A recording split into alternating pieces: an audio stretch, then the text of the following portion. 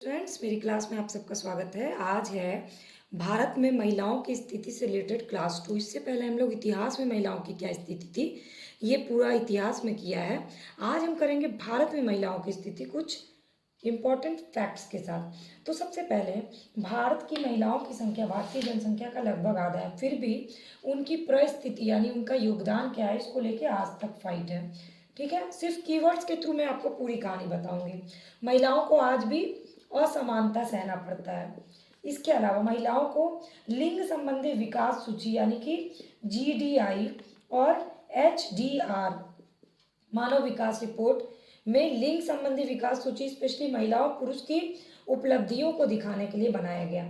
इसके बाद मानव विकास में लिंग असमानता जितनी ज़्यादा होगी उतनी ही ज़्यादा GDI और HDI की अपेक्षा नीची होती जाएगी। तो बेसिक है क्या है कि लिंग सशक्तिकरण यानी महिला सशक्तिकरण की जरूरत क्यों पड़ी, इसके लिए हमें भारत में महिलाओं की स्थिति का सही मूल्यांकन करना पड़ेगा। अब सही मूल्यांकन क्या है मैं आपको बताती हूँ। तो क्या होता है कि आपको पता है कि एक टर्म है श्रम संचयन। अब ये श्रम संचयन क्या है मैं आपको एक डाटा के थ्रू बताती हूँ।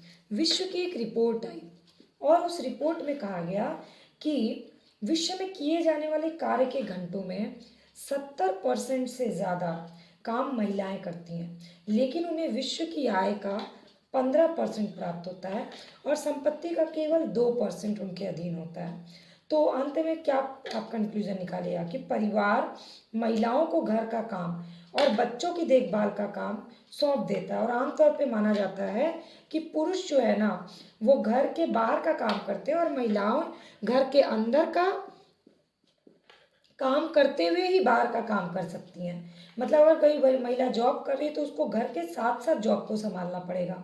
तो ये जो होता है ना घर के अंदर के कार्य का प्रबंध भी करें बाहर के साथ, इस टर्म को कहते हैं श्रम संचयन करना। तो अब इस टर्म के हिसाब से आप समझिए कि भारत में महिलाओं को रैंकिंग नहीं दी जाती है उनकी स्थिति की, उनकी भूमिका नहीं काउंट कराई जाती है, बल्कि उनका योगदान कितना है, परसेंटेज कितना है GDP में वो काउंट कराया जाता है। उनका अधिकार उन्हें नहीं गिनाया जाता है, उनके दायित्व कितने हैं वो बताया जाता है। ठीक है, तो वास्तविक भूमिका उनकी क्या है ये कम जगहों पे होता है, उनकी आदर्शवादी भूमिका क्या है वो ज़्यादा जगहों पे चर्चा की जाती है। और ये कुछ ऐसे लाइन है जो अगर आप अपने इंटरव्यू में भी इस्तेमाल करें, जैसे कि श्रम संचयन है, अपने मेंस में अगर आंसर राइटिंग में करते हैं या इससे में लिखते हैं तो आपको इन कीवर्ड से बहुत अच्छे नंबर मिलेंगे। चलिए, तो मैं आपको बताती हूँ आगे की कुछ और कहानी। अब ये पितृसत्तात्मक समाज में अचानक से लिंग असमानता आ गई। इसके पीछे महिला ही भी योगदान, महिलाओं का भी रहा। क्यों? क्योंकि सिर्फ पुरुष ही नहीं, महिलाएं भी ऐसी हैं जो लड़की नहीं चाहती लड़का चाहती हैं। और इसके लिए किस चीज़ की संख्या बढ़ गई? लिंग पता करने की और भ्रूण हत्या की परंपरा चल गई थी। इससे क्या हुआ, महिलाओं की संख्या धीरे धीरे कम होने लगी और विशेष अवसर पर असमानता भी उनको मिलने लगा। जैसे कि व्यवसाय में भी उनके साथ असमानता होती है, उनकी शिक्षा में असमानता की जाती है। मान लीजिए परिवार में 2 बच्चे हैं, एक लड़का एक लड़की, और परिवार किसी एक ही को पढ़ा सकता है तो परिवार लड़कों को पढ़ाता है। ये होती है असमानता करना। फिर श्रम संचयन का टर्म मैंने आपको बता दिया। अब भारत की स्थिति देखें तो विश्व आर्थिक मंच ने पूरी रिपोर्ट बताई और रिपोर्ट में हर साल ये दर्शाता है कि भारत का स्थान कितना है लिंग अंतराल के उसमें। जैसे कि बहुत पहले भारत का स्थान 114 था 128 देशों में। अब आप सोचिए ये 2015 के राउंड की बात है, 128 देशों में 114 था। मतलब भारत की रैंक महिलाओं की स्थिति के हिसाब से आप देख सकते हैं। कंक्लूजन आपको खुद निकालना है, मैं सिर्फ डाटा के हिसाब से आपको बताऊंगी, कंक्लूजन आप खुद निकालिएगा। अब चलते हैं, ये तो हो गया। अब चलते हैं लिंग अनुपात की तरफ। लिंग अनुपात भी आप लेटेस्ट डाटा में देखिएगा। तो इसके बाद चलिए महिला साक्षरता की तरफ। परसेंटेज पुरुषों की अपेक्षा महिलाओं की साक्षरता कितनी है आपको पता है। फिर चलिए शिशु मृत्यु दर में, बाल मृत्यु दर, मातृ मृत्यु दर, रोजगार में महिलाओं का परसेंटेज, इन सारे एस्पेक्ट्स में हम देखेंगे।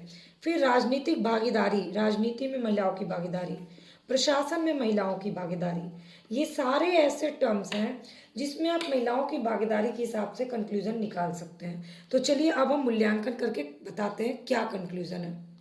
तो मैं पहले आपको पहला कंक्लूजन बताती हूँ लिंग अनुपात का। लेटेस्ट डाटा का कंक्लूजन आप बताइएगा हमको। 1951 में 946 थी महिलाएं, 1/1000 पुरुष में महिलाओं की संख्या को बोलते हैं महिला अनुपात, तो 946 थी। और फिर हो गई 1961 में 941, फिर हो गई 930, फिर हुई 934 और 2001 में रहा 933, फिर 2011 और 2021 का जो भी डाटा आएगा। तो आप देख सके धीरे धीरे धीरे धीरे ये लिंग अनुपात जो है वो घटा है। अब आपको निकालना है कंक्लूजन। ठीक, अब चलिए दूसरा कंक्लूजन निकालते हैं। मैं सिर्फ डाटा के हिसाब से आपको शो करूंगी, कंक्लूजन आप खुद निकालिएगा ताकि आप एक अच्छा आंसर राइटिंग कर पाइए। अब चलते हैं साक्षरता की तरफ। ठीक है, तो साक्षरता में महिला साक्षरता दर और लिंग साक्षरता दर में 53%, 21% ऐसा ही हमेशा अनुपात रहा है। तो ये अनुपात जो है ना, और सिर्फ ये प्राथमिक में, माध्यमिक में, सेकेंडरी स्कूल में सब में रहा है साक्षरता का अनुपात। तो पुरुष साक्षरता परसेंटेज हमेशा ज़्यादा रहा है और महिला साक्षरता दर हमेशा उनसे कम रहा है। ये निकालिए आप दूसरा कंक्लूजन। जो लिंग असमानता की बात को नहीं मानते हैं, ये सारे सवाल उनके लिए हैं। तीसरा, उर्वरता, मतलब महिलाओं का विकास उर्वरता ढंग में बदलाव लाने में महत्वपूर्ण भूमिका निभाता है। अगर महिलाओं की जनसंख्या, कुल उर्वरता दर बच्चों की औसत संख्या और महिलाओं के जीवन काल में पैदा होती है उससे पता चलता है। तो उर्वरता दर भी जो है ना वो आप देख सकते हैं महिलाओं का। जैसे जैसे महिलाएं शिक्षा के उच्चतर स्तर की तरफ जाती हैं तो उनका परिणाम सकारात्मक होता है। जैसे इसका लेटेस्ट उदाहरण है केरल। अब चलते हैं महिलाओं के स्वास्थ्य की तरफ। स्वास्थ्य में उनकी क्या कंडीशन है?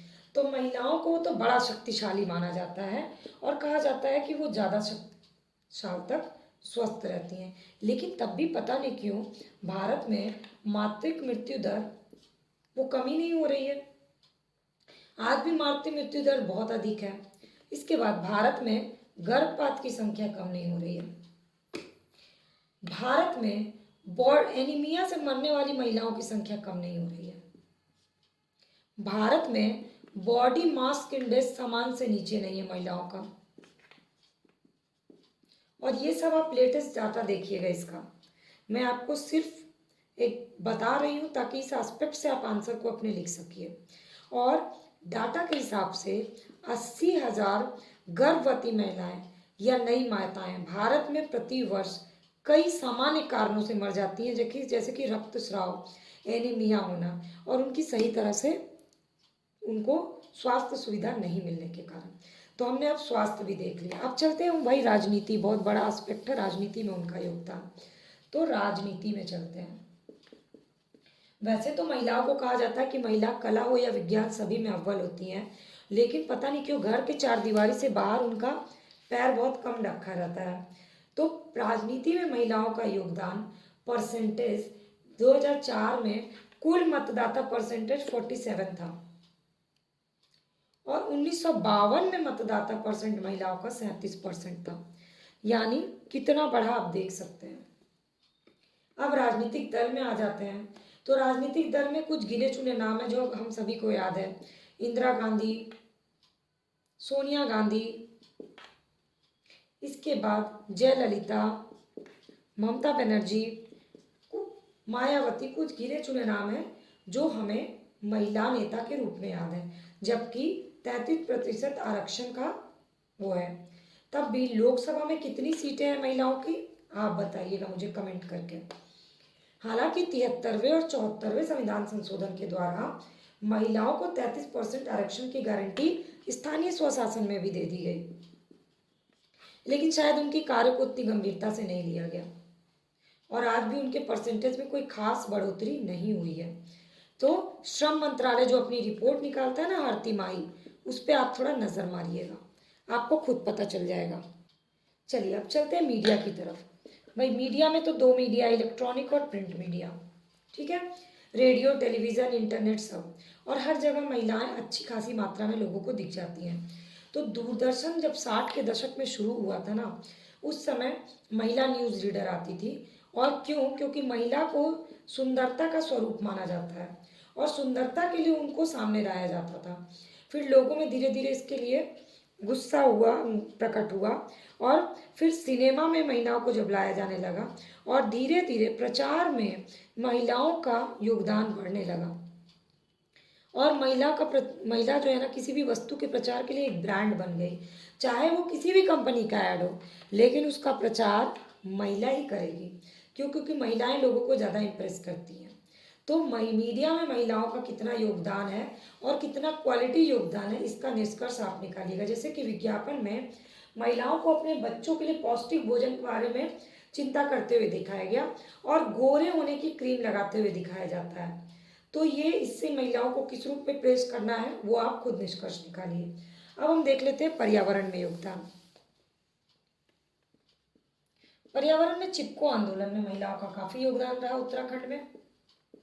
झारखंड में सामाजिक बुराई के खिलाफ महिलाओं ने योगदान किया। आंगनबाड़ी कार्यकर्ताओं ने उसमें पहल शुरू की थी। यूनिसेफ ने भी ग्रामीण महिलाओं पे ध्यान अपना देते हुए कहा कि गांव की महिलाएं जो है ना, वो ज़्यादा अच्छा काम करती हैं। तो पर्यावरण के क्षेत्र में महिलाओं का योगदान हमेशा से बहुत अच्छा रहा है। इसके बाद अब महिलाओं के विरुद्ध हिंसा की बात करते हैं, जो कि बहुत ही लंबा चौड़ा डाटा है। पहले तो कन्या भ्रूण हत्या, दूसरा बलात्कार का अलग डाटा है, और बलात्कार के मामले में हर साल 10 गुना वृद्धि होती है, और 75% से अधिक बलात्कार के मामले तो हमारे सामने आते ही नहीं हैं। 37% महिलाओं ने राज्यों में बड़ी बड़ी दुख वाले रिपोर्ट्स लिखाए हैं, जिसमें है कि घरेलू हिंसा उनके साथ होना। और राष्ट्रीय अपराध रिकॉर्ड ब्यूरो के हिसाब से हर आध घंटे 18 से 25 महिलाएं जो है ना, वो अपराध की शिकार होती हैं। अब चलते हैं महिलाओं में विधवापन का मामला। 6.5% से अधिक महिलाएं विधवाएं हैं, जिसमें बूढ़ी महिलाओं की संख्या ज़्यादा है। क्यों? क्योंकि महिलाओं की जीवन प्रत्याशा ज़्यादा होती है, जिंदगी जीने की क्षमता। तो उनके लिए 70 वर्ष से ज़्यादा की महिलाएं हैं, इसके लिए अलग से उनके लिए कार्य नहीं है। विधवाओं के लिए रोजगार की व्यवस्था नहीं है, उनको पैतृक आवास में जगह नहीं मिलती है। ऐसी बहुत सारी समस्याएं होती है जो बूढ़ी विधवा लोग को फेस करना पड़ता है। तो अब मैंने अलग अलग एस्पेक्ट से आपको महिलाओं के, भारत में महिलाओं की स्थिति का आज़ादी के बाद से अभी तक का मूल्यांकन किया, डाटा के हिसाब से बताया है। आप उसको पॉजिटिव एस्पेक्ट्स में भी लिखिए। अब कंक्लूजन कर लेते हैं, हम लोग कंक्लूड करते हैं इसको। तो हमारे समाज में लिंग पूर्वाग्रह, लिंग का पहले से पता लगाना बहुत पुराना है। महिलाओं की संभावित जीवन आशा पुरुषों से अधिक है, ये सब कंक्लूजन में लिखिएगा, पॉजिटिव कंक्लूजन होना चाहिए। तब भी लिंग अनुपात और साक्षरता दर दोनों में महिलाएं कम है। हालांकि यहाँ पत्नी, पुत्री, बहन, माता सब के रूप में उनको चित्रित किया गया है, लेकिन उनकी इसमें उनकी भूमिका को प्रचारित बहुत कम किया जाता है। उनकी भूमिका कहाँ दर्शाई जाती है? आर्थिक भूमिका उनकी कम दर्शाई जाती है। हालांकि कृषि में और पर्यावरण में उनकी बहुत अच्छी भूमिका है। तो जैसा कि आप जानते हैं कि महिलाएं एक ही प्रकार का ग्रुप नहीं होती, उसमें जाति, वर्ग, धर्म सब होते हैं। उसी तरह से महिलाओं का मूल्यांकन सिर्फ एक ही एस्पेक्ट में नहीं होता है। उनका शिक्षा, उनका स्वास्थ्य, उनकी राजनीति, अर्थव्यवस्था में योगदान, पर्यावरण में योगदान, परिवार में योगदान, इस तरह से सारी चीज़ों में उनका, मीडिया में योगदान, ये सारे एस्पेक्ट को देखते हुए आपको इसको कंक्लूड करना है। तो ये हो गया भारत में महिलाओं की स्थिति का मूल्यांकन। आपको वीडियो अच्छी लगी होगी तो लाइक, कमेंट, शेयर करना मत भूलिएगा। चैनल के सब्सक्राइब बटन को क्लिक करके बेल आइकन को प्रेस कर लीजिए, ताकि रोज की video update free of cost आपको मिले।